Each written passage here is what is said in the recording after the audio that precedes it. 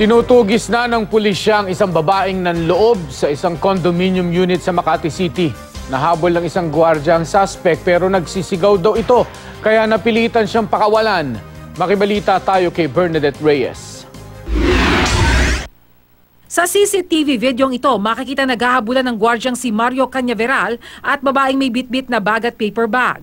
Nakasalubong ng sekyu ang babae sa hagdan ng condominium building sa Barangay Palanan, Makati. Nagduda raw ang gwardya sa kilos nito. Nang makorner niya ang babae, makikita nag-agawan pa sila ng gamit hanggang sa nakuha ito ng sekyu at ininspeksyon. Sabi raw ng babae, hindi nakaw ang kanyang dala. Nagsisigaw siya ng rape tapos inaway-away pa niya kami. Dito sa may parang ganyan sa gilid, may mga nagtayo ang mga adik. Syempre natakot ako sa safety ko. Kaya, yun, umuwi na lang ako. Pinakawalan ng babae pero kalaunan, napag-alamang nilooban pala niya ang condo unit ni Christine David. Tinangay ng sospek na nakilalang si Melody Ferraro ang laptop, bag, tablet, wallet at mahalagang dokumento ng biktima. Sa bintana raw pumasok ang sospek. Jumamp lang siguro siya dito. Nakita niya naman siguro na kutsyon yung babag sa kanya, kaya walang ingay na naganap. Nakapasok siya ng tahimik dito sa loob.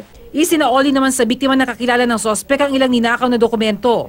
Nang mag-alok daw ang biktima ng 2,000 pesos na pabuya sa makakapagturo kay Ferraro, hiningi pa raw ng kakilala ng sospek na gawin itong 5,000 pesos. Hindi pumayag ang biktima, patuloy ang pagtugis sa sospek.